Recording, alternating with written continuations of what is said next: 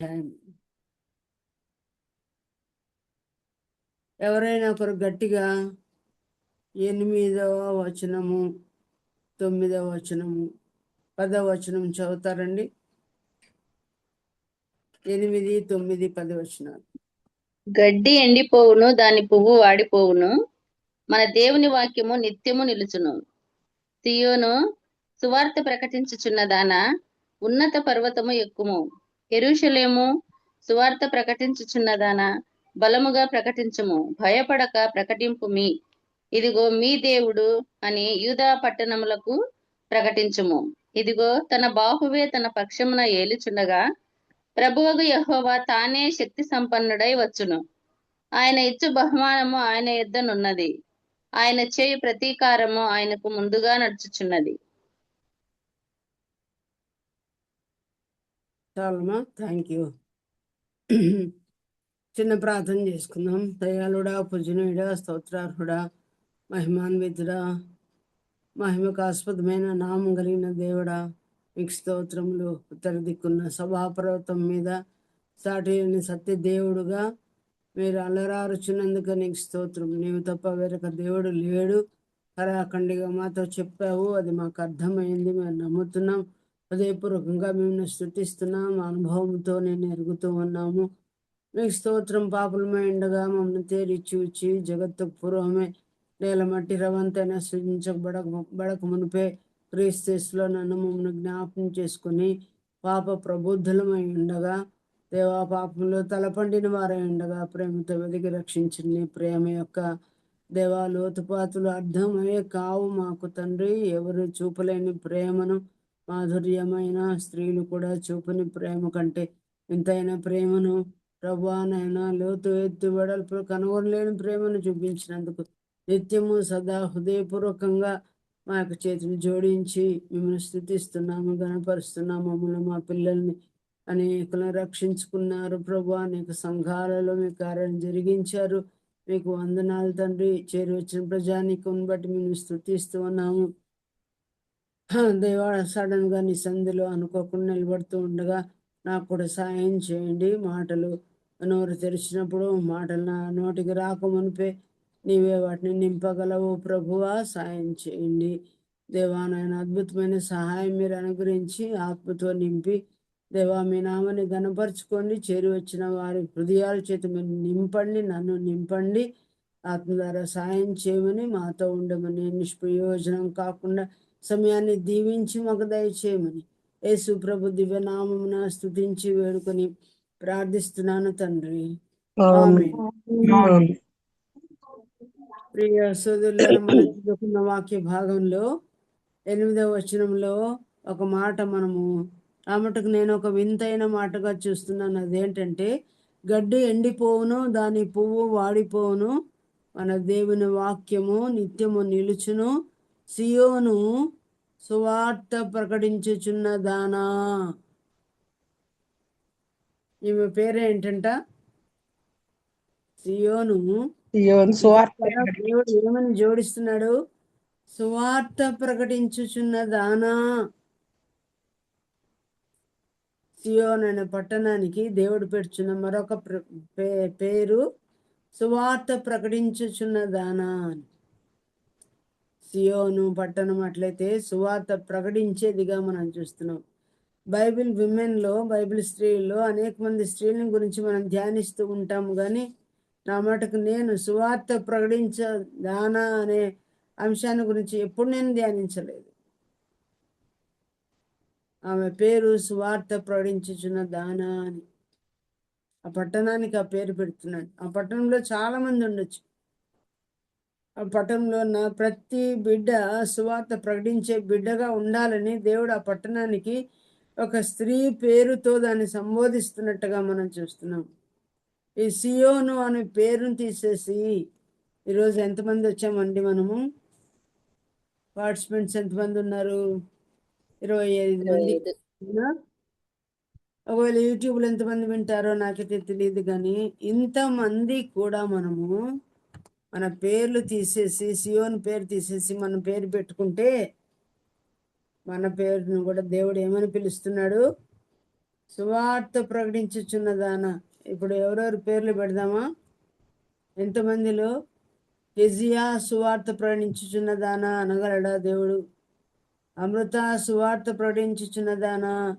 సంధ్యా సువార్త ప్రకటించుచున్నదానా? వేదరాజ్, అలాగే Deborah, Angel, అరుణ సురేష్, అరుంధతి,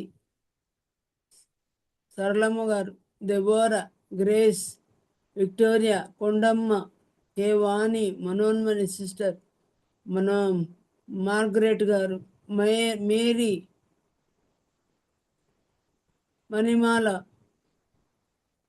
ఓపీపీఓలో ఎవరు ఉన్నారు, రేచల్, రసజ్ఞ, రత్నమ్మ, శాంత శామ్యుల్, షమ్మీం, వీళ్ళందరినీ మనల్ని దేవుడు సువార్త ప్రకటించుచున్న దానా అంటాడా?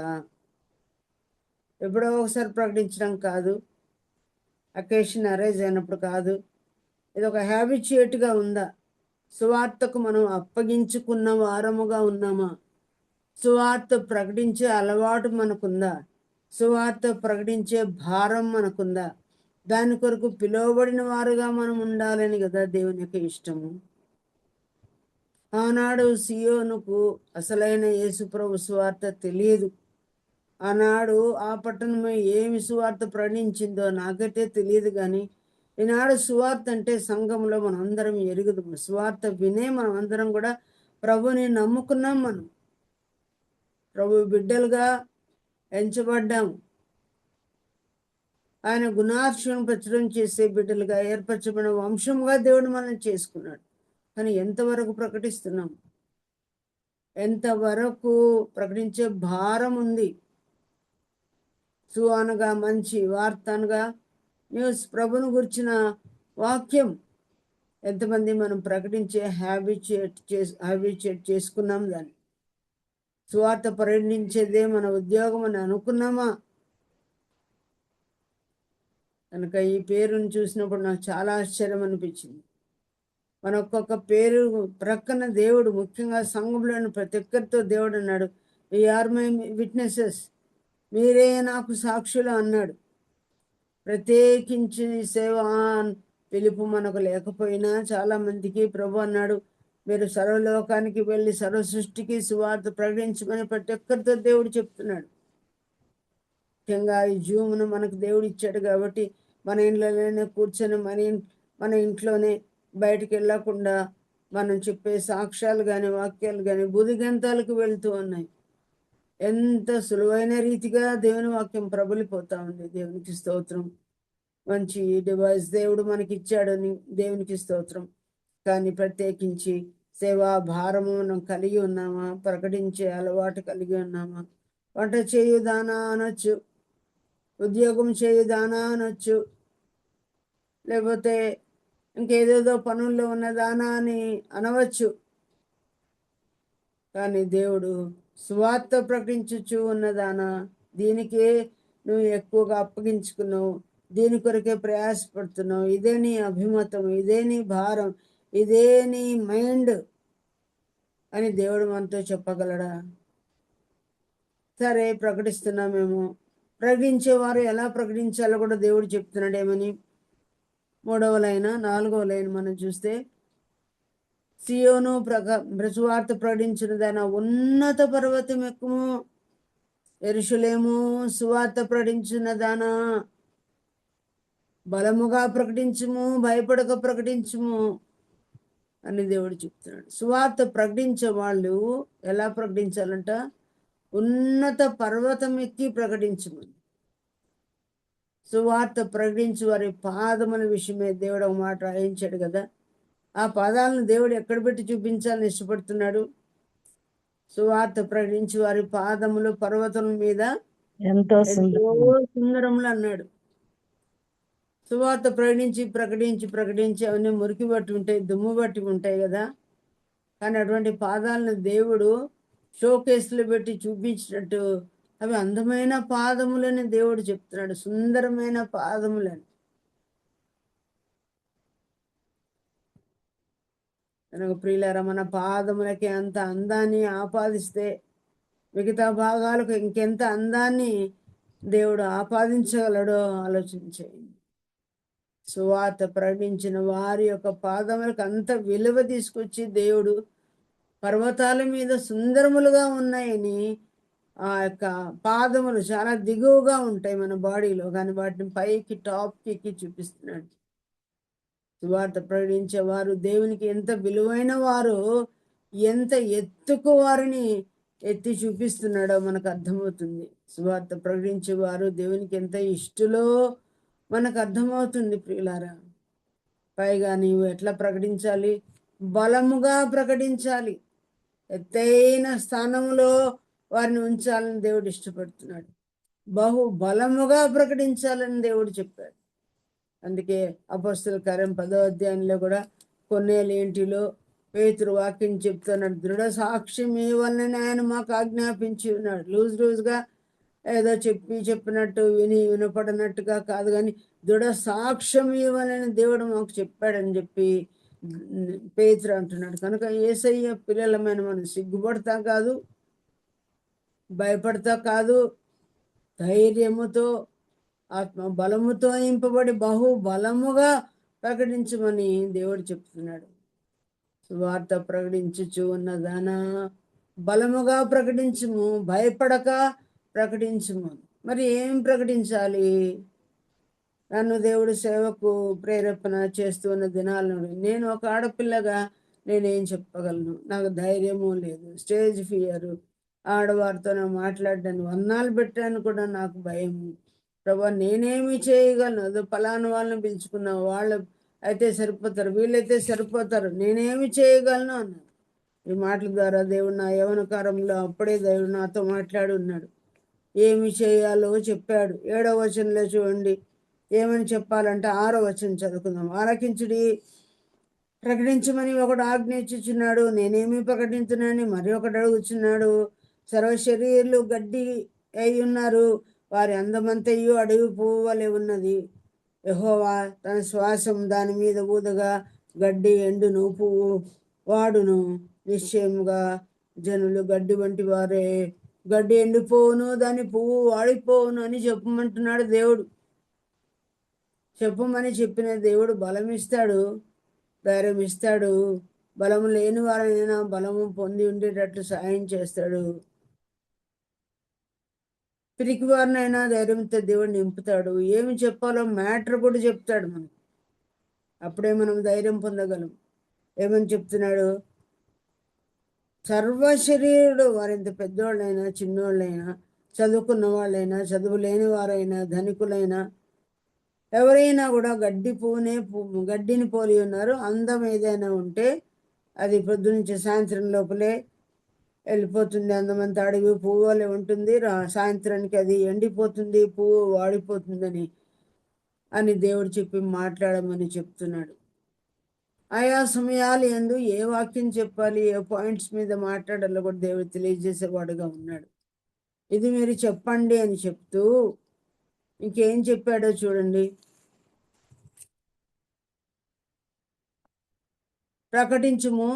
ప్రకటించుము అనే మాట మనము 2 సార్లు చూస్తున్నాము. 8వ వచనం చివరి భాగంలో ఏమని ప్రకటించాలో దేవుడు చెప్పాడు. ప్రకటించే విషయంలో దేవుడు ఏం చెప్పాడో చివరిలో చూడండి. 9 కదా, 9వ వచనం చివరిలో ఏమని రాయబడింది? ఇదిగో మీ దేవుడు అని యూదా పట్టణములకు ప్రకటించుము. ఈ యెరూషలేం పట్టణమైనా, సియోను పట్టణమైనా, ఇంకా ఏ పట్టణమైనా, మనమైనా, అనంతపూర్ వారమైనా, అనంతపూర్ పట్టణంలో ఉన్న ఒకవేళ గాస్పుల్ హాల్లో ఉన్న, ఇంకా మన స్థానిక సంఘాల్లో ఉన్న, మన పట్టణాల్లో ఉన్న మనం ఒక్కొక్కరము ఏమని ప్రకటించాలంట? ఇదిగో మీ దేవుడని మీ పట్టణాలకు చెప్పండి అన్నాడు. ఇప్పుడు పట్టణాలకు చెప్తే మనల్ని కొట్టేవాళ్ళు ఉన్నారు, తన్నేవాళ్ళు ఉన్నారు, మనల్ని గాయపరిచే వాళ్ళు ఉన్నారు, బెయిల్ లేకుండా జైళ్ళకు అప్పగించే వాళ్ళుగా ఉన్నారు, చూస్తున్నాము. ఇవన్నీ జరుగుతున్నాయి. ఇప్పుడు కనీసం మన ఇంటి వారికి చెప్పగలుగుతున్నామా? ఇంటి వాళ్ళు ఇంకే చాలామంది నమ్ముకోలే, బంధువులు నమ్ముకోలే, ఇన్లాస్ నమ్ముకోలే, వియ్యంకులు నమ్ముకోలే, అల్లుళ్ళు నమ్ముకోలే. కోడళ్ళు నమ్ముకోలే, మనవళ్ళు మనమరాలే నమ్ముకోలే. కనీసం మీ దేవుడు ఇతడే అని మీరు చెప్పరా మీ ఇంటోళ్ళకైనా? ఎందుకు చెప్పమన్నాడు దేవుడు? ఇదిగో మీ దేవుడని తెలీదా యెహోవా దేవుడని? ఇది ఎప్పుడు, ఈ అధ్యాయము ఎప్పుడు రాయబడిందో, ఏ సమయంలో రాయబడిందో మనం చూద్దాం. ఇప్పుడు 40వ అధ్యాయం మొదటి వచనం చూడండి. మీ దేవుడు సెలవిచ్చిన మాట ఏదనగా, నా జనులను ఓదార్చుడి యెరూషలేముతో ప్రేమగా మాట్లాడి, ఆమె యుద్ధకాలం సమాప్తమయ్యను, ఆమె దోషులను తీర్చబడెను. యెహోవా చేతి వలన ఆమె తన సమస్త పాపం నిమిత్తమే రెండింతలు పొందిన సమాచారం ఆమెతో ప్రకటించుడి అని దేవుడు చెప్తున్నాడు. అంటే అర్థమేమి, సందర్భం ఏంటంటే, అప్పుడే దేవుని బిడ్డలైన ఇశ్రాయేలు యూదులు బబులోనుకు చెరకు వెళ్ళి రిటర్న్ అయ్యారనమాట. కనుక నా జనులను ఇప్పుడు ఓదార్చండి. క్షమను అనుభవించి వచ్చారు, బానిసత్వం అనుభవించి వచ్చారు, విడుదల పొంది వచ్చారు. వారు చేసిన పాపానికి వారి యుద్ధకాలం సమాప్తమైంది, వాళ్ళ దోషులను తీర్చిపడింది. ఇప్పుడు వాళ్ళతో ప్రేమగా మాట్లాడండి అని దేవుడు చెప్తున్నాడు. చెరలో నుంచి బయటికి వచ్చిన వారితో దేవుడు చెప్పేది ఏంటంటే, సియోను యెరూషలేమా, చెర ముగించుకున్న వాళ్ళారా, పాప చెర నుండి మనం కూడా విడిపించబడిన వారమైన మనతో కూడా ఇది నాళ్ళలో చెప్తున్నాడు. ఎవరెవరైతే రక్షించబడి ఉన్నామో, ప్రభుని నమ్ముకున్నామో, మనల్ని కూడా దేవుడు ఏం చెప్తున్నాడు అంటే, నువ్వు విడుదల పొందావు పాపం విడుదల నుండి, కనుక నీవు ఇప్పుడు బయటికి వెళ్ళి సువార్తను ప్రకటించాలి. మరి ఈ కాలంలో బయటికి వెళ్ళి సేవ చేసే ఆ స్వాతంత్రం బాగా తగ్గిపోయింది. కనుక ఈ సమయంలో కనీసం మన ఇళ్ళలో మన క్రైస్తవులకే చెప్పుకోవాలి, ఇదిగో మీ దేవుడు. రమ్మని మన బంధువులకు ప్రియులకు చెప్పాలి. వాళ్ళు కూడా మన యేసు ప్రభువే దేవుడు అని అనుకుంటున్నారు, నిజమే. కానీ వారు కూడా ఇంకా సంపూర్ణమైన దేవుని నమ్ముకోలేదు. యెహోషువ గ్రంథానికి మనం వెళ్తే, యెహోషువ ఏమన్నాడు? యెహోవాయే దేవుడు, యెహోవాయే దేవుడు. నదిని ఇద్దరిన ఉన్న దేవతలను మీరు కొలుస్తారా? నది అవతలున్న దేవతను కొలుస్తారా? మీరు ఎవరిని కొలిసినా పర్వాలేదు, నేను నా ఇంటి వారిని ఏమన్నాడు ఆయన?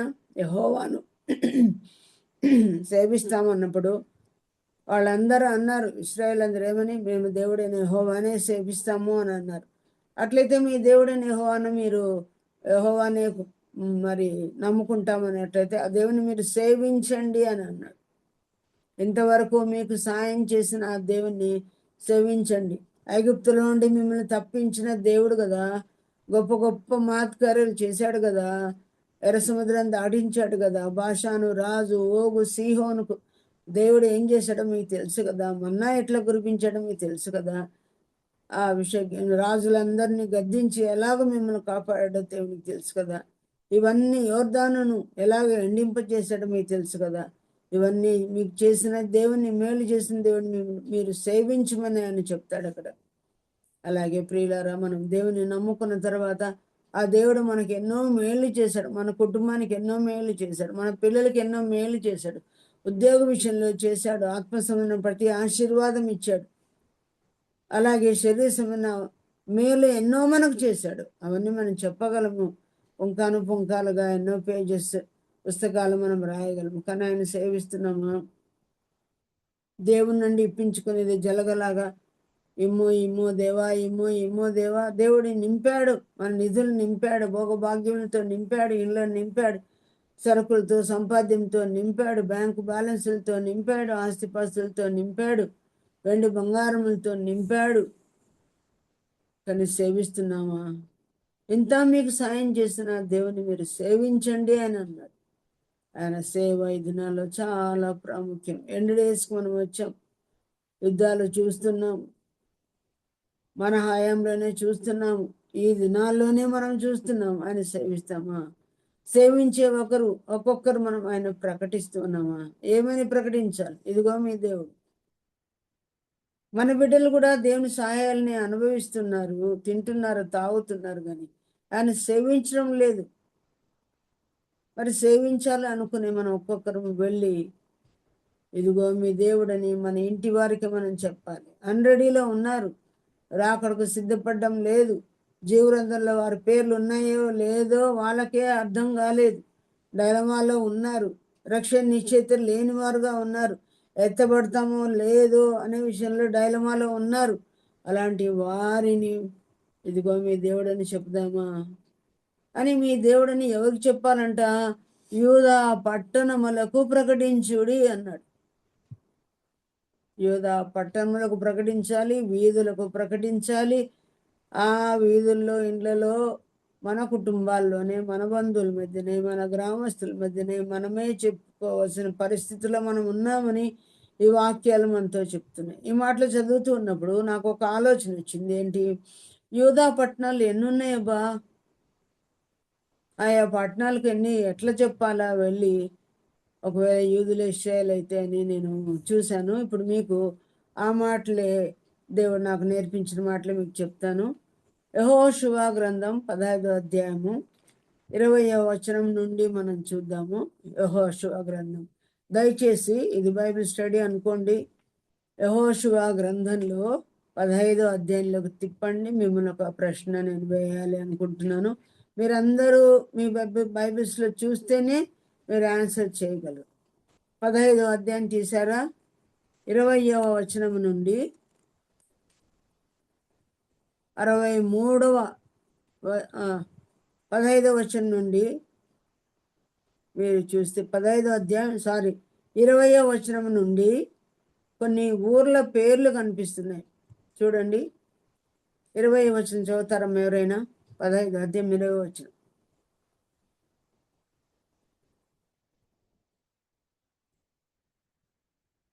తీశారు ఎవరైనా?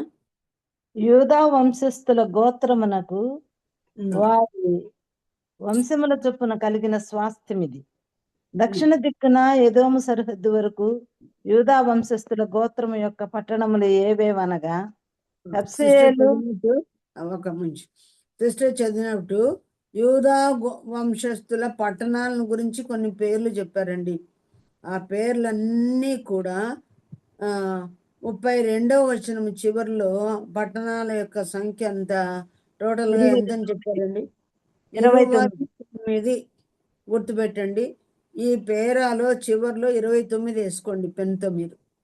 తర్వాత 33వ వచనం నుంచి 36వ వచనం వరకు ఎన్ని పట్టణాలు ఉన్నాయి చూడండి.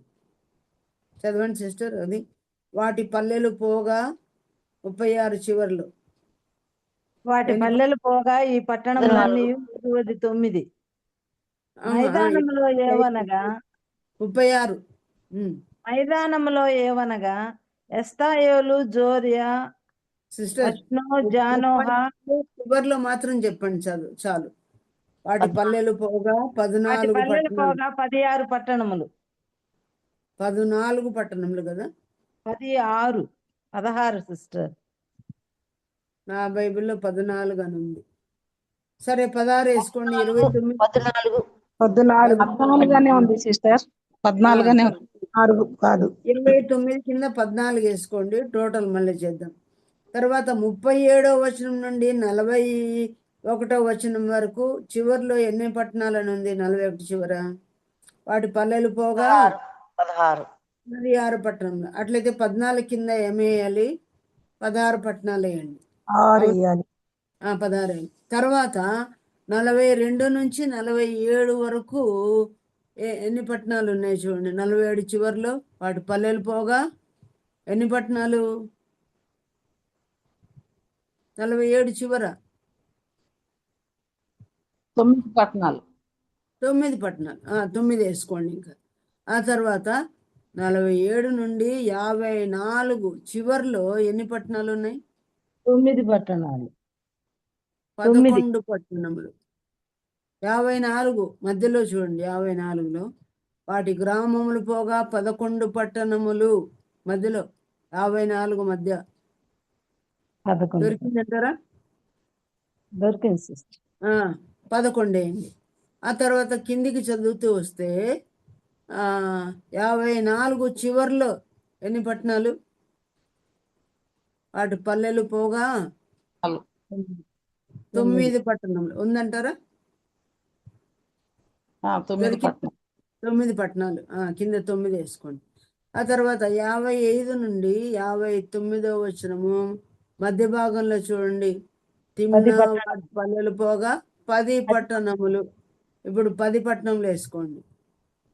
ఆ తర్వాత 59 మధ్య భాగంలో ఎన్ని పట్టణాలు వచ్చాయి? మళ్ళీ వాటి పల్లెలు పోగా 6 పట్టణాలు వచ్చాయి. కనపడిందా? 6 6. పట్టణాలు. ఆ తర్వాత 59 చివరిలో ఎన్ని పట్టణాలు వచ్చాయి? 2 పట్టణాలు. 2 పట్టణాలు. తర్వాత 61 నుండి 63 వరకు 61 నుంచి 63వ వచనం వరకు ఏమున్నాయి? ఎన్ని పట్టణాలు ఉన్నాయి? 6 పట్టణములు. 6 పట్టణాలు వచ్చినాయి. ఆ తర్వాత మొత్తం ఇప్పుడు టోటల్ చేయండి. అన్ని 29 నుంచి ఇప్పుడు 6 వరకు మొత్తం టోటల్ చేసి ఎంత నంబర్ వచ్చిందో చెప్పండి.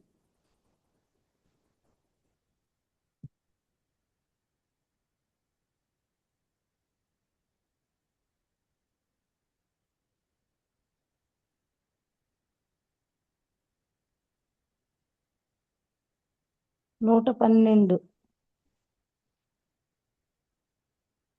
మీకు కూడా అందరికి అదే వచ్చిందమ్మా నంబరు?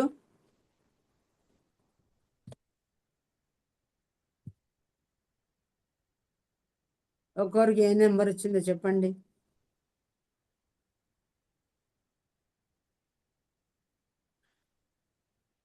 నూట 12. నాకు కూడా 112 వచ్చినాయి. అట్లయితే యూదాని పట్టణములు కన్నిటికీ నువ్వు వెళ్ళి చెప్పాలి, నీ దేవుడు యెహోవాయే అని చెప్పంటే ఎన్ని పట్టణాలకు వెళ్ళి చెప్పాలి వాళ్ళు? 112 పట్టణం. 112 పట్టణాలకు చెప్పాలి. మరి మన ఆంధ్రప్రదేశ్లో ఎన్ని పట్టణాలు ఉన్నాయి? ఎన్ని స్టేట్స్ ఉన్నాయో? 28 స్టేట్స్ అని మనకు తెలుసు కదా. ఒక్కొక్క స్టేట్లో ఎన్ని పట్టణాలు ఉన్నాయో సరే ఇచ్చిపెట్టండి. ఎవరి జిల్లాలో ఎన్ని ఊర్లు ఉన్నాయో మనకు తెలుసా? ఆ జిల్లాలలో మరి హెడ్ క్వార్టర్స్లో ఎంతమంది ఉన్నారో, గ్రామాల్లో ఎన్ని ఉన్నాయో. ఇక్కడ ఏముంది? వాటి గ్రామములు పల్లెలు పోగా పట్టణములు అని రాయబడింది. మరి పట్టణాల్లో ఉండే వాళ్ళైనా దేవునికి కావాల్సింది గ్రామాల్లో ఉన్నారు. ఆ గ్రామాల్లో వీధులు ఉంటాయి. ఆ వీధుల్లో ఎన్నో ఇండ్లు, ఆ ఇండ్లలో ఎంతో మంది ఉంటారు.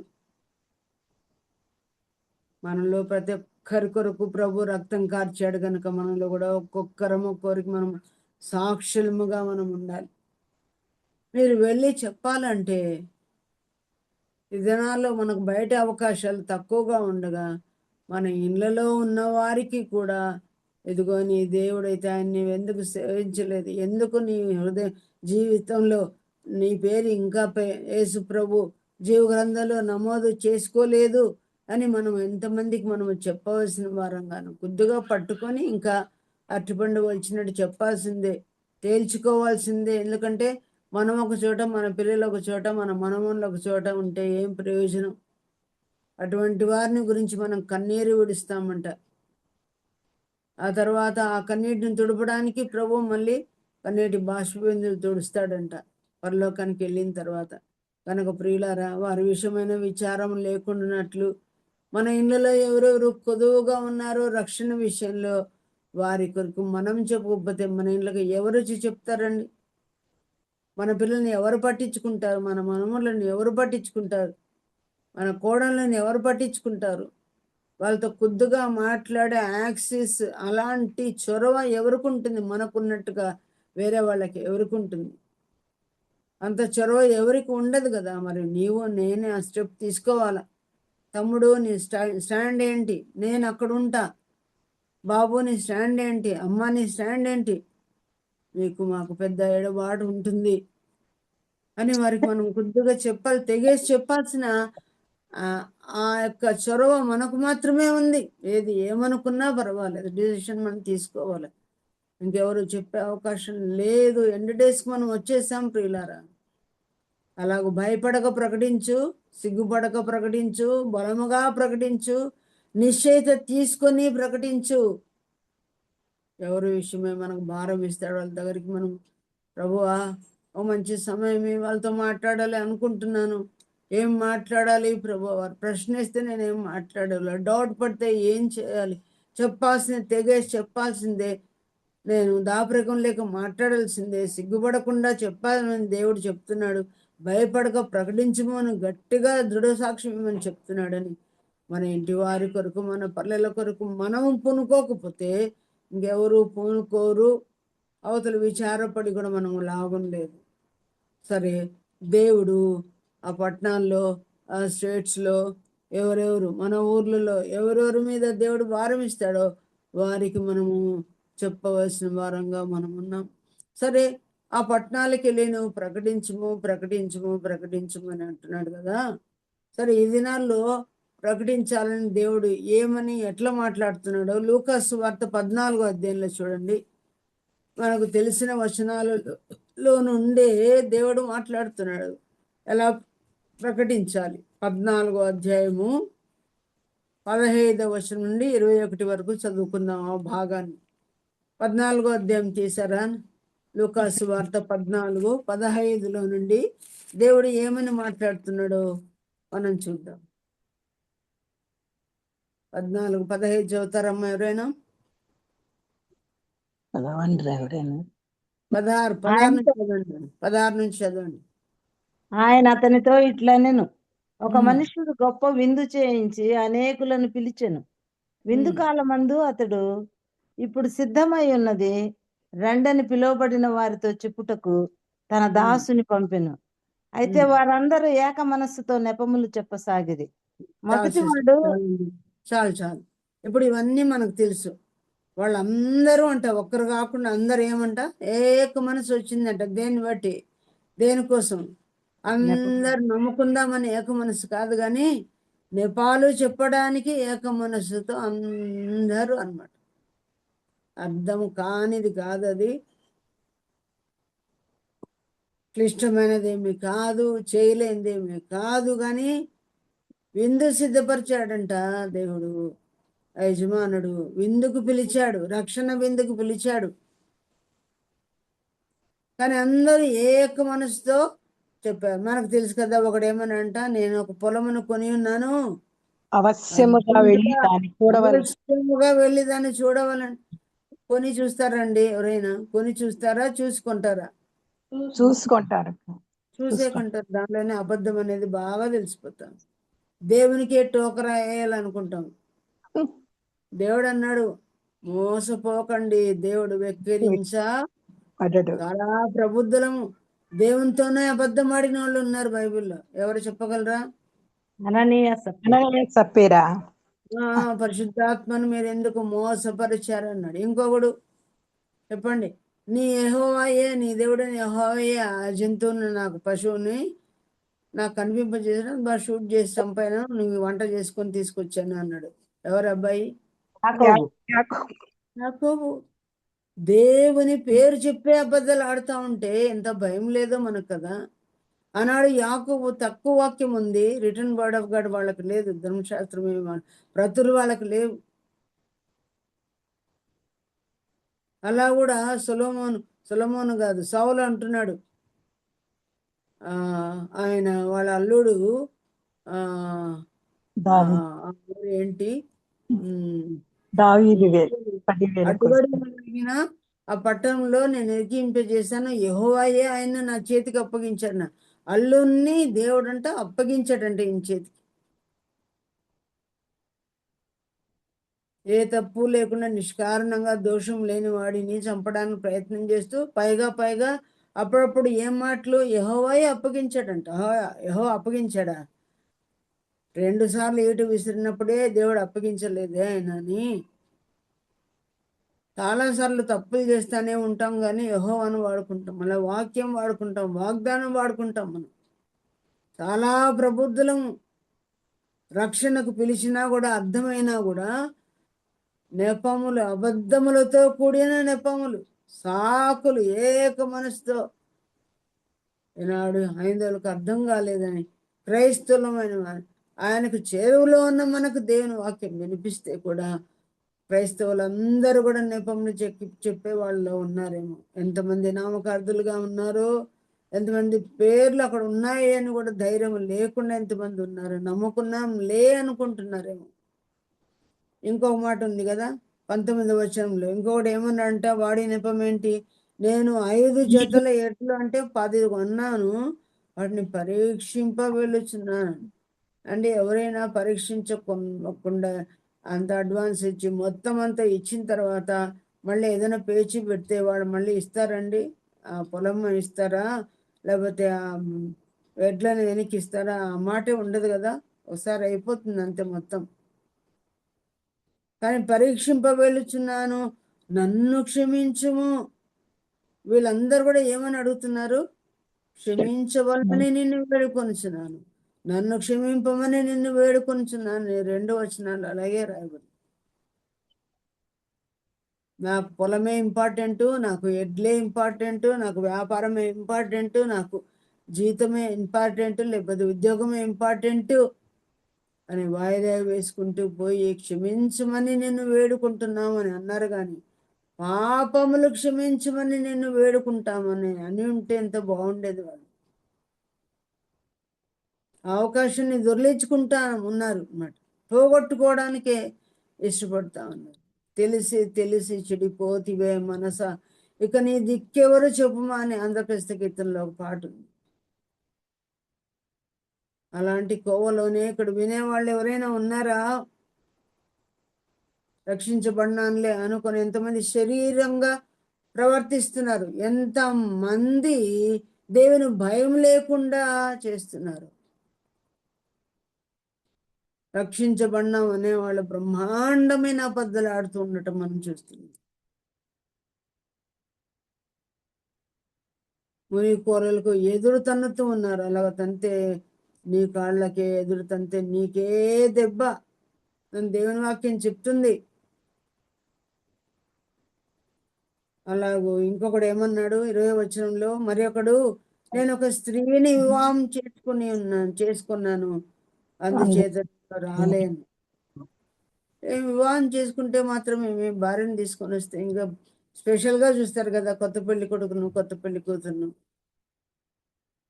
ఇంకా స్పెషల్గా వడ్డించగలుగుదురు కదా. యోవేలు గ్రంథంలో ఏమని రాయబడింది, పెళ్లి కుమారుడు రావాలి, పెళ్లి కుమార్తె కూడా రావాలి అని దేవుడు చెప్తున్నాడు కదా, శిష్యులు రావాలని దేవుడు చెప్తున్నాడు కదా ప్రియులారా. నెహెమ్యా గ్రంథంలో వర్షాలకు జడివానులకు తడిసి రాలేదా, శిశువులు రాలేదా, పాలు తాగువారు రాలేదా, స్త్రీలు రాలేదా, రక్షణకు మిషలు ఏమీ లేవు, ఉన్న పాటున రమ్మని దేవుడు చెప్తున్నాడు. పాటే ఉంది కదా, ఉన్న పాటున వచ్చుచున్నాను నీ పాద సన్నిధికి. ఎంతమంది మన ఇళ్ళలో ఇట్లాంటి వాళ్ళు ఉన్నారు, జారిపోతా ఉన్నారు. దయచేసి క్షమించమని పాపాల కొరకు వేడుకొని ఉంటే బాగుండు. ఆహ్వానమును మేము మన్నించలేకపోతున్నందుకు క్షమించమని అడుగుతున్నారు. అప్పుడు దేవుడు ఏం చేశాడు చెప్పండి? 21లో ఇప్పుడు చదవండి సిస్టర్. 21లో దేవుడు ఏమన్నాడు? అప్పుడు ఆ దాసుడు తిరిగి వచ్చి ఈ మాటలు తన యజమానునికి తెలియచేయగా, ఆ ఇంటి యజమానుడు కోపపడి, నీవు త్వరగా పట్టణపు వీధులలోనికి సందులలోనికి వెళ్ళి బీదలను, అంగహీనులను, కుంటివారిని, గుడ్డివారిని ఇక్కడికి తోడుకొని రమ్మని ఆ దాసునితో చెప్పాను. ఏమని చెప్పాడు? అసలు పిలుపు దేవుడు ఇచ్చాడు, గొప్ప గొప్ప వాళ్ళకే ఇచ్చాడు, ముందు మంచి వాళ్ళకే ఇచ్చాడు, చదువుకున్న వాళ్ళకే ఇచ్చాడు. కానీ వాళ్ళు దాన్ని పోగొట్టుకున్నారు. కాబట్టి దేవుడు ఇప్పుడు ఏమంటున్నాడు, నువ్వు త్వరగా పట్టణం వీధుల్లోకి వెళ్ళు. ఇండ్లు, డాబాలు, మేడలు, మిద్దెలు, భవంతులలో ఉన్న వాళ్ళు, బిల్డింగుల్లో ఉన్న వాళ్ళకు అవకాశం ఇచ్చాడు కానీ వాళ్ళు పొందుకోలేదు. నువ్వు త్వరగా పట్టణపు వీధుల్లోకి వెళ్ళు. వీధుల్లో ఎలాంటి వాళ్ళు ఉంటారంట? వీధుల్లో, సందుల్లో, గొంతుల్లో కదా, షికారాలు, షికార అనే వాళ్ళు ఉంటారు కదా, ఊరు బయట ఎరుకల వాళ్ళు, బీదలు, అంగహీనులు, ఆ బట్ట గుడారాలు వేసుకున్న వాళ్ళు, ట్రావెలర్స్ కదా, యాత్రికులు లాంటి వాళ్ళు, రకరకాల వాళ్ళు ఉంటారు. అక్కడికి వెళ్ళి బీదలు, 2 అంగహీనులు, అంగాలు లేని వాళ్ళు, కుంటోళ్ళు, గుడ్డోళ్ళు, మళ్ళీ ఇక్కడ కూడా రాయబడింది, కుంటివారిని గుడ్డివారిని చెప్పేసి రమ్మని చెప్పి వెనక్కి రమ్మని చెప్పి దేవుడు అనలేదు, చెప్పేసి రా అనలేదు. ఏమన్నాడంటే అక్కడ ఒక మంచి మాట ఉంది, తోడుకొని రమ్ము. తోడుకొని రమ్ము. పైన వాళ్ళకి చెప్పమన్నాడు అంతే.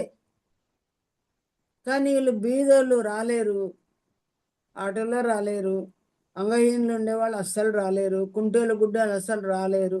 అట్లాంటి వాళ్ళు నీవు చేత పట్టుకొని తోడుకొని రా.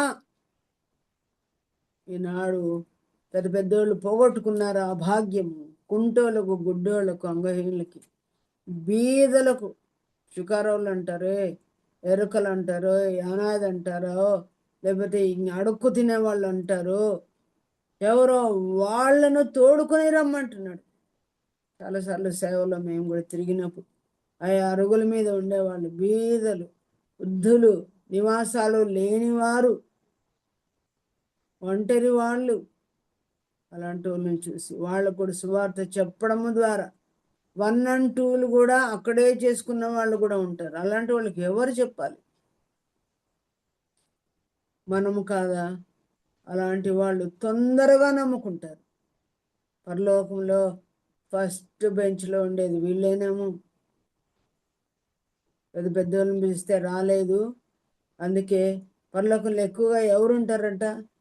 వ్యభిచారులు, వేశ్యలు కదా, మీకంటే ముందు ఉంటారని యోహాను చెప్పినప్పుడు చాలామంది వినలేదు కనుక, సువార్త విన్నవారిలో వేశ్యలు ఇలాంటి వాళ్ళే తూర్పు పడమల నుంచి ఎక్కువగా వస్తారని దేవుని వాక్యంలో రాయబడింది. ప్రియ సోదరులారా, ఈనాడు బయట మనము చెప్పలేము. ఈ బీదోళ్ళు ఎవరు మనల్ని ఏమనరు. వాళ్ళ దగ్గరికి వెళ్ళి ప్రభుని గురించిన సువార్త మనం చెప్పడం, బయటికి వెళ్ళి ఇద్దరిద్దరైనా వెళ్ళి ఎక్కడెక్కడ సందుల్లో గొంతుల్లో ఉండే వాళ్ళకి మనం చెప్తే రోజుకు 2 ఆత్మలన్నా మనం తీసుకురాలేమా దేవుని దగ్గరికి? ఇలాంటి పని మనం చేయలేమా ప్రియులారా? ఈ ఆత్మల వేటలో మనం ఉండలేమా?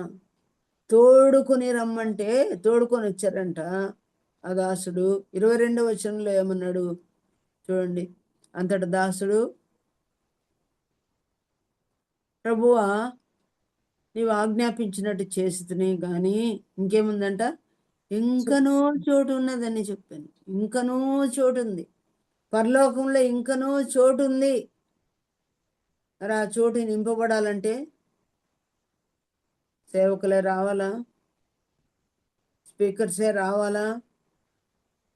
వాళ్ళేనా ఈ సందులో గొంతులో పనిచేసేదానికి? మనలాంటి వాళ్ళని దేవుడు అప్పగించాలని ఇష్టపడుతున్నాడు. 23వ వచనం చూడండి. అందుకు యజమానుడు, నా ఇల్లు నిండునట్లు నీవు రాజమార్గంలోనికి, కంచెల్లోనికి వెళ్ళి అక్కడి వారిని లోపలికి వచ్చుటకు తోడుకొని వస్తే కూడా రాకపోతే ఏం చేయాలంట? ఆ వర్డ్ చదవండి, ఏమనుంది? లోపలికి అక్కడి వారిని బలవంతము చేయము. బలవంతము చేయము. అగ్నిలో మండుచున్న కొరివిని తీసినట్టుగా కదా, ఒక్కొక్కరిని రక్షించాలంటే బలవంతము చేయాలి. యేసు ప్రభు తన బలవంతపు ప్రేమతో మనల్ని గెలిచాడు, మన వెంట పడ్డాడు, దొరుకు వరకు వెదక వెళ్ళడా అని బతిమాలాడు మనల్ని. కనుక ప్రియులారా, మనం బలవంతము చేయాలంటే అగ్నిలో నుండి తప్పించినట్టు, కొరువిని తప్పించినట్టు వారిని తప్పించాలంటే, ఏలైనగా పిలువబడిన మనుషుల్లో ఒకడును నా విందు రుచి చూడ్డని మీతో చెప్పుచున్నాను. ఇదండి ప్రకటించమంటే, ఇట్లా ప్రకటించాలి, తోడుకొని వచ్చి ప్రకటించాలి, బలవంతము చేసి ప్రకటించాలి. మరి ఈ పనికి పూనుకుందామా మనము ప్రియులారా? ఈ పనికి మనం పూనుకుందామా? ఇప్పుడు 2వ కొరింథీ పత్రిక 5వ అధ్యాయం 20వ వచనం తీస్తారా? 2వ కొరింథీ 5:20. కావున దేవుడు మా ద్వారా వేడుకొనినట్టు మేము క్రీస్తుకు రాయబారులమై దేవునితో సమాధానపడుడని క్రీస్తు పక్షముగా మిమ్మల్ని బతిమాలు కొనుచున్నాము. ఇక్కడ ఏం చేస్తున్నాడంట పౌలు? ఏమని చెప్తున్నాడు? మేము క్రీస్తు రాయబారులము, మీ రక్షణ కొరకై రాయబారులం. దేవునితో సమాధాన పడుడని క్రీస్తు పక్షంగా మిమ్మల్ని బతిమాలు కొనుచున్నాం. నమ్ముకొండ్రా, నమ్ముకొండ్రా. నమ్ముకుంటే మంచిది, నమ్ముకుంటే పరలోకం, నమ్ముకుంటే జీవజలముల బుగ్గ మనకు దొరుకుతుంది, జీవ ఆహారం దొరుకుతాడు, ప్రభువు మనకు దొరుకుతాడు అని మనం ఇతరులతో బతిమాలాలంట. బతిమాలాలి. యేసు ప్రభు కూడా బతిమాలాడండి. శాస్త్రులు, పరిచయులు ఆయన విమర్శిస్తూ వచ్చినారు. యేసు ప్రభు ఒకసారి చెప్పాడు యోహాను సువార్తలో, మరి దేవుడే నన్ను పంపాడు అంటే, నేను దేవుని కుమారుడనంటే మీరేమంటున్నారు? దేవదూషణ చేస్తాము, దేవదూషణ చేస్తాడని మీరు అంటున్నారు. కానీ ఆయన నన్ను పంపిన వాని క్రియలు ఎన్నో నేను చేశాను కదా, ఈ సూచక్రియల నిమిత్తమైనా నన్ను నమ్మండి అన్నాడు దేవుడు. నన్ను నమ్మద్దులే, నన్ను పంపిన వాని ఈ క్రియలన్నీ చేయి నువ్వు అని దేవుడు చెప్పాడు నాకు. ఆ క్రియలైనా చూసి మీరు నమ్మండి అని దేవుడు బతిమాలుకున్నాడు. అయినా కూడా రాళ్ళు రువ్వి ఆయన చంపాలని అనుకుని ప్రయత్నం చేసినారుగా మనం చూస్తాం. చివరికి ఆయనను శరీరం అంతటినీ నలుగొట్టి ఏం చేశాడో కూడా మనం ఎరుగదు. ఆయన ఊరి వెలుపలికి తీసుకుని వెళ్ళి ఎన్ని గాయాలు ఆయనకు కలిగించారు. ప్రతి గాయం నుండి కార్చిన రక్తం ఆయన చిందించి చివరి బొట్టు వరకు రక్తం కార్చి చనిపోయి తిరిగి లేచి ఇప్పుడు హృదయాల దగ్గర కూడా వచ్చి ఆత్మ బతిమాలతో ఉన్నాడు ప్రభు. కానీ ఇలాగ బతిమాలతో ఉండగా దేవుడు తన సేవకుని కూడా పంపించి బతిమాలతో ఉండగా పౌలు బతిమాలాడు. నేను కూడా బతిమాలాలి. నీ కాళ్ళన్నా పట్టుకుంటాను, నువ్వు నరకంలో పడ్డా నాకు ఇష్టం లేదు, నువ్వు ఇప్పుడు కాకపోతే మళ్ళీ రాత్రైనా ఆలోచించేయి, పడకలు ఆలోచించేయి, ఈ పాటలు మర్చిపోవద్దు, ఎప్పటికైనా ఇవి నీ చెవిలో గింగురమని మోగాలి, నేను వెళ్ళే స్థలంలోకి నువ్వు కూడా రావాలి అని మన వారిని వేడుకునే ఆ బలవంతపు ప్రకటన మనమే చేయవలసిన వారము. సరే, ఇలాగ సేవ చేస్తే మనకేమి ఇస్తాడంట దేవుడు. ఇప్పుడు బ్యాక్ టు యెషయా గ్రంథం 40వ అధ్యాయంలోకి వెళ్దాం. చూడండి, యెషయా గ్రంథం 40వ అధ్యాయంలో ప్రభు ఏమని చెప్తున్నాడు. దేవుని సేవ చేస్తే ఏముందంట మనకు అక్కడ. 40వ అధ్యాయము 10వ వచనం చదువుతారమ్మా. మళ్ళీ ఈసారి ఇంకోరు చదవండి, సిస్టర్ చదివారు ఇంతవరకు. 10వ వచనం, 40:10. ఇదిగో తన బాహువే తన పక్షమున ఏలుచుండగా ప్రభువుకు యెహోవా తానే శక్తి సంపన్నుడై వచ్చును. ఆయన ఇచ్చు బహుమానము ఆయన యొద్ద ఉన్నది, ఆయన చేయి ప్రతీకారము ఆయనకు ముందుగా నడుచుచున్నది. ఇక్కడ అంటే దేవుడు ఏమి ఇస్తాడంట? బహుమానం. చేస్తే బహుమానం ఇస్తాడంట. ఏం బహుమానం? మన జోబన్న పెట్టిన మీటింగ్స్లో కూడా 2వ రాకడ గురించి మరి మన కోషి మాథ్యూ గారు కదా, కోషి మాథ్యూ గారు చెప్పారు. ఆయన ప్రభు వచ్చేటప్పుడు ఏం చేస్తాడంట? బహుమానం తీసుకొని వస్తాడంట. ఆ భాగాన్ని మనం చదువుకుందామా. ప్రకటన గ్రంథం 22వ అధ్యాయము 12వ వచనం. ప్రకటన 22:12లో ఏమని రాయబడింది అక్కడ? ప్రతివానికి త్వరగా వచ్చుచున్నాను, వాని క్రియల చొప్పున ప్రతివానికి ఇచ్చుటకు నేను సిద్ధపరిచిన జీతము నా యొద్ద ఉన్నది. ఇక్కడండి ఈ లోకములో మనకు ఇంటికి ఎవరికో ఒకరికే ఉద్యోగం వస్తుంది కదా. ఆ ఉద్యోగం ద్వారా ఒక్కరి జీతం సంపాదిస్తే ఇంటి ఆదులందరూ కూడా మనము పోషించబడుచున్నాము. కానీ పరలోకంలో ఎంతమంది కంటండి జీతం? ప్రతివానికి. స్త్రీలకు ఇస్తాడు, పురుషులకి ఇస్తాడు, బాలులకి ఇస్తారు, బాలికలకి ఇస్తారు. ఎవరైనా పక్షంగా భూలోకంలో పని చేశాడో వాళ్ళకు మాత్రమే, పనివాడే జీతమునకు పాత్రుడు. చాలా మంది పని చేయకుండానే కేవలం రక్షణ పొంది ఎంటర్ అవుతారు. ఎంట్రీ మాత్రమే దొరుకుతుంది.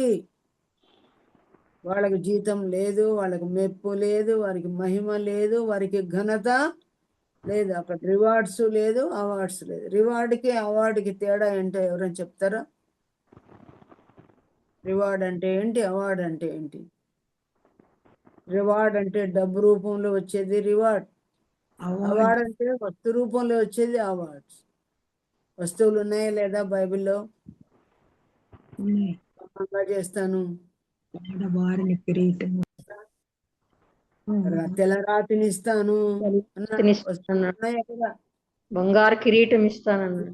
కిరీటములు ఇస్తానన్నాడు, బహుమానములు అన్నాడు. అవేం బహుమానాలు ఏమో తెలియదు. పండ్లు ఇస్తానన్నాడు. ఏవి పండ్లు అంటే జీవవృక్ష ఫలములను నేను నీకు తినిపిస్తాను అన్నాడు. రకరకములైన బహుమానములు ఉన్నాయి అక్కడ. పేతురు పత్రిక 1వ అధ్యాయం 11వ వచనం కరెక్ట్ గా చెప్పినాను లేదో గుర్తులేదు. అన్నాడు, ఎవరైతే దేవుని కొరకు పని చేస్తారో వాళ్ళకి నిత్య రాజ్యంలో ప్రవేశం ఎక్కువగా దొరుకుతుందంట.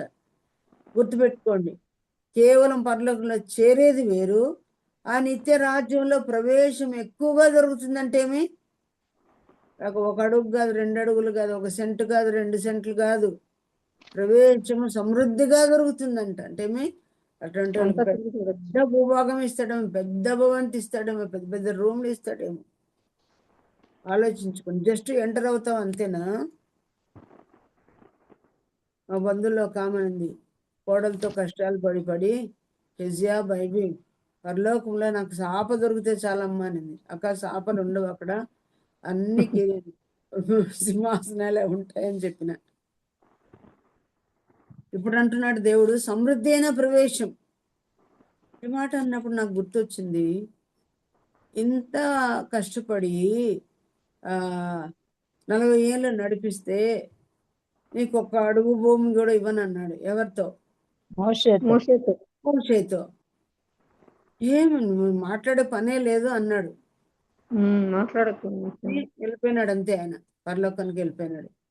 నేను అనుకుంటా, బైబిల్లో ఒక మాట ఉంది, మీకు గుర్తుంటే ఉంటుంది కదా, సాత్వికులు ధన్యులు, వారు భూలోకమును స్వతంత్రించుకుంది. భూమి మీద ఉన్న వారందరిలో ఒకళ్ళు మిక్కిలి సాత్వికుడు ఎవరు? మోషే. మోషేనే. మరి మోషేకు పాదం పట్టే భూమి ఇవ్వలేదే? డెఫినెట్ గా నేను నమ్ముతున్నాను, ఆయనకి ఎక్కడ ఇచ్చింటాడు దేవుడు? పరలోకంలో. రాజ్యంలో ప్రవేశము సమృద్ధిగా ఎవరికి ఉంటుంది? మోషేకే. అన్నకు ప్రియులారా, ఈ లోకంలో సెంటు భూమి లేని వాళ్ళు ఎంతోమంది ఉండొచ్చు, బాడుగా కూడా కట్టుకోలేని పరిస్థితిలో ఉండొచ్చు మనం. కానీ క్రీస్తు కొరకు ఎవరైతే పాటు పడతారో దేవుడు ఆ రిసోర్సెస్ మనకి ఇస్తాడు. ఆ బలం ప్రకటించేది చెప్తాడు, వాక్యము ఇస్తాడు, ఆ యొక్క అనుకూలాలు దేవుడు మనకి ఇస్తాడు. వెళ్ళి చెప్పేదే చాలు. ఒక్క ఆత్మను సంపాదిస్తే ఎంత సంపాదించినట్టంట? ఒక లోకమునే కదా వాక్యం మనకు తెలుసు. ఒకడు సర్వలోకమును సంపాదించుకొని తన ఆత్మను పోగొట్టుకుంటే వానికి ఏం ప్రయోజనం? ఒక ఆత్మ ఇది ఈక్వల్ టు సర్వలోకము. ఒక ఆత్మనే రక్షించిన అనుభవం ఉందా ప్రియులారా? దండిగా మాట్లాడుతున్నాం. కొరుకుడు గుండు వ్యాపించే మాటలు, గాలి మాటలు, కొంతన కుదరని మాటలు, ఉట్టికి రావు స్వర్గానికి రావని మాటలు బోలెడని మాట్లాడుతున్నాం. ఒక్క ఆత్మ అయినా దేవునికి సంపాదించిన అనుభవం మనలో ఉందా? తల్లి చుట్టూ కొంగు పట్టుకొని పిల్లలు వచ్చినట్టు నీ ఆత్మీయ కొంగును పట్టుకొని రేపు పరలోకంలో ఎంతమంది వస్తారు? ఫలానా వాక్యం చెప్తే ఇదిగో మేము నమ్ముకున్నామని చెప్పేవాళ్ళు ఎంతమంది ఉన్నారు? ఒక్క ఆత్మనైనా రక్షింపక ఒట్టి చేతులతో నిన్ను దర్శించుట తగునా అనే పాట మనము క్రైస్తవ సునాద కీర్తన పాడుకుంటాం. ఇంకెప్పుడు ప్రభు కొరకు ఆత్మను సంపాదించడం? ఇంకెప్పుడు సమయం ఉందా? యుద్ధాలు కూడా వచ్చేసినాయి. బయటికి వెళ్దాం పదండి అందరం, వీధుల్లో, గొంతుల్లో, సందుల్లో అంటున్నాడు. ఎన్ని హాస్పిటల్స్ ఉన్నాయి, ఎన్ని దిక్కుమాలనన్ని హాస్టల్స్ ఉన్నాయి, వర్కింగ్ ఉమెన్స్ హాస్టల్స్ ఉన్నాయి. ఒక్క ఆత్మనే దొరుకుతుందా ప్రభా? నా ఆశ తీర్చవా ప్రభా? అడగండి, అడుగుతే నేను ఇస్తానన్నాడు. భూమిని దిక్కుల అంత్యం వరకు నీకు సొత్తుగా ఇస్తాను అన్నాడు దేవుడు. ఆత్మల ఆకలి తప్పులు ఇమ్మని ప్రభుని అడుక్కుందాం. ప్రతి ఒక్కరికి నేను సిద్ధపరిచిన జీతము నా ఇద్దరినదని. ఏమి జీతం ఇస్తాడో 1 కొరింథీ పత్రిక 3వ అధ్యాయం 4వ వచనం చూడండి. అది చూసి మనం ముగించుకుందాం. 1 కొరింథీ పత్రిక 3:4.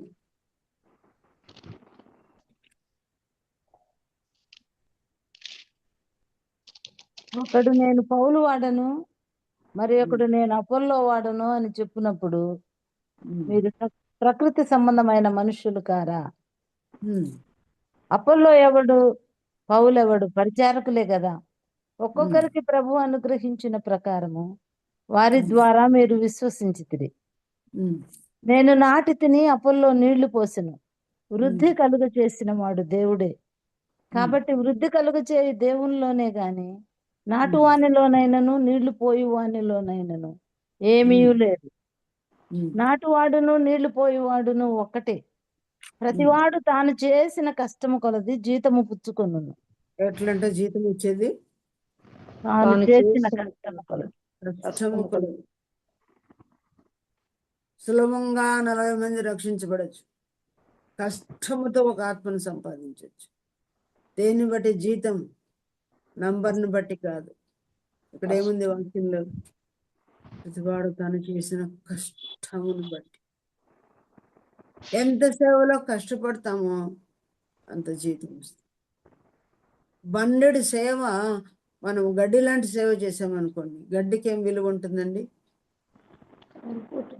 బంగారు, 1 గ్రామ్ అంత బంగారు సేవ చేసామనుకోండి, దేనికి విలువ? బంగారు లాంటి సేవ. అందుకే ప్రభు అన్నాడు కదా, వెండి, బంగారు, వెలగల రాళ్ళు, కర్ర, గడ్డి, కొయ్యకాలు, ఈ 6 ఐటమ్స్లో నువ్వు చేసిన పని ఏంటి? కష్టపడి గడ్డి లాంటి పని చేసావా? కర్ర, గడ్డి, కొయ్యకాలు ఏమైతాయి? అగ్ని పరీక్షకు దేవుడు లోన్ చేసినప్పుడు కాలిపోతాయి. చాలా మంది సేవకులు బయలుదేరినారు. మనం కూడా చాలా మందిని చూస్తున్నాం. మన దయ్యమును వెలగొట్టలేదా కదా, అద్భుతములు చేయలేదా, అలా చేయలేదు, ఇలా చేయలేదంటే దేవుడు ఏమంటా, మీరెవరో నేను ఎరగను. అక్రమము చేయవారులారా, వాదికి మన జ్యోతులకు సిద్ధపరిచిన నిత్యాగ్నికి వెళ్ళండి. మరి కొద్దిమంది బంగారు, వెండి, వెలగల లాంటి పనులు చేశారు. దేవుని పరిశుద్ధ అగ్నికి లోనైనప్పుడు అవి కాలిపోలేదు కనుక దేవుడు ప్రతిభానికి సిద్ధపరిచిన జీవితం. మరి బంగారు లాంటి పని చేస్తున్నామా? మనుషులు చూడాలని చేస్తున్నామా? మనుషులకు కనబడవాలని చేస్తున్నామా? ఆమెనా చేసేది, నేను చేయకూడదా? మేరను మించి అతిశయపడి చేస్తున్నామా? సిద్ధపరచబడిన ఆత్మలు మనవని దొంగిలించుకుంటున్నామా? షీప్ స్టీలింగ్ అంటారు కదా, వేరే వాళ్ళు ప్రయాసపడితే ఆత్మను తీసుకొచ్చేది మన ఆత్మలు అనుకుని. ఇదేమి సేవ కాదు. ఇవి మనంతకు మనము కొత్తగా ఆత్మ రక్షణలోకి తీసుకొని రావాలి. అదే ఇది వరకెన్నడు దున్నని బేడు భూములు, దున్నంటే దున్నుడి అని అంటే దున్నిన బీడు భూములు, దున్నిన వాళ్ళు ఎవరో దున్నితే వాళ్ళ ఆత్మలు తీసుకొచ్చి మనం వాళ్ళకి వాక్యం చెప్పడం కాదండి. చాలా ఈ దినాల్లో ఏం చేస్తున్నారు, ఆయా చర్చిల్లో ఉన్న ఆత్మను సమకూర్చి గుంపులు చేస్తున్నారు. దేవుని మందిరానికి వాళ్ళు రానివ్వకుండా చేస్తున్నారు. నియామకుడికి రానివ్వకుండా చేస్తున్నారు. ఇదే అక్రమం అంటే.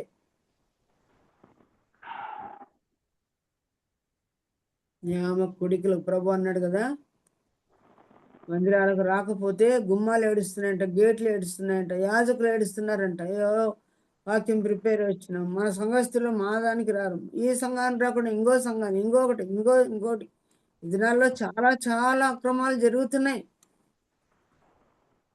చాలా మంది వాళ్ళు గుడ్రకు రాక వచ్చే వాళ్ళను ఇంకో చోట తరలించి వాళ్ళకు వాక్యాలు చెప్పి ఏమి సంపాదిస్తున్నారేమో, దేవుని దగ్గర ఏమి జీతం పుచ్చుకుంటారేమో తెలీదు. వాక్యం చూడడం లేదు.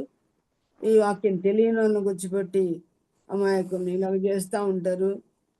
దేవుడు ఏం పని చేసినా మనం సంఘం బేస్ తీసుకొని చేయాలి. సంఘాన్ని అనుమతిని తీసుకొని సంఘానికి చెప్పి మనం చేయాలి. సంఘం ఆ అధికారంలో మనం చేయాలి, వాడి అంగీకారంలో మనం చేయాలి. మన సొంత సేవలు డెవలప్ చేసుకోవడం కాదండి, అవి దేవుని లెక్కలో ఉండవు. కనుక ప్రతివాడు తాను చేసిన జీతమును, కష్టమును బట్టి జీతం పొందుతాడు. కనుక దేవుడు ఈరోజు మనకి ఏం నేర్పించాడంటే, ఇదిగో ఏం చెప్పాలో, సర్వశరీర గడ్డిని పోలి ఉన్నారు అందమంతా అని అదే చెప్పాలి. ఏ టాపిక్ చెప్పాలి ప్రభు అంటే దేవుడు చెప్తాడు. బలముగా పగలగొట్టినట్టు చెప్పాలా, ఇంకెవరు వచ్చి చెప్పేవాళ్ళు లేరు. మనకున్న యాక్సెస్ మన బంధువుల దగ్గర, మన ఇంటి వారి దగ్గర మనకున్నట్లు ఇతర పనులు వేరు. కాబట్టి మన వాళ్ళకు మనం తెగేసి చెప్పాలా, తేల్చుకోవాలి తాడో పేడో అన్నట్లుగా. అందుకే గొప్ప విజయం జరుగుతుంది. అత్త కోడలు వేరైపోతారు, ఎవరి ఇంటి వారే వాళ్ళకి విరోధులు అవుతారు, ఎవరింటి వారే వాళ్ళ ఇతరులను అప్పగిస్తారు అని కూడా దేవుడు చెప్పాడు. ఆ దినాలు సమీపమై ఉన్నాయి. మన ఇంటి వారే మనల్ని అప్పగిస్తే అది కూడా పెద్ద ఆశ్చర్యమేం లేదటి దినాల్లో మనం ఉన్నాం కనుక మన ఇంటి వారికి మనమే రుణస్థులము. చెప్పాలి, చెప్తే వాళ్ళు వినకపోతే దేవుడు ఏమన్నాడు, ఎక్కడ వినేవాళ్ళు ఉన్నారు అక్కడికి వెళ్ళి వాళ్ళని తోడుకునిరా, వాళ్ళని బలవంతం చేసిరా అన్నాడు. ప్రతివాడు తాను పొందిన కష్టం కొలిది జీతం పొందుతారన్నాడు. ఈ మాటలు దేవుడు మీతో మాట్లాడుతున్నట్లయితే ఈ పనికి ఉపక్రమించి, ప్రభువా ఆత్మల వేటకు వెళ్తాను తండ్రి, ఇంట్లో చేసింది చాలు, కుటుంబాన్ని చేసింది చాలు, ఎప్పుడు దీనిలోనే మునిగి తేలుతున్నాను ప్రభువా, దీన్ని కొంచెం ఫుల్ స్టాప్ పెట్టి కొంత సమయంలో నేను అప్పగించి ఆత్మల వేట ఒక్కరికైనా నేను చెప్పండి రోజులో నేను ఊరుకుండాను ప్రభు అని ఎవరినైనా జత చేసుకొని ఇద్దరిద్దరు వెళ్ళమని మగవారితోనే దేవుడు చెప్పాడు శిష్యులతో.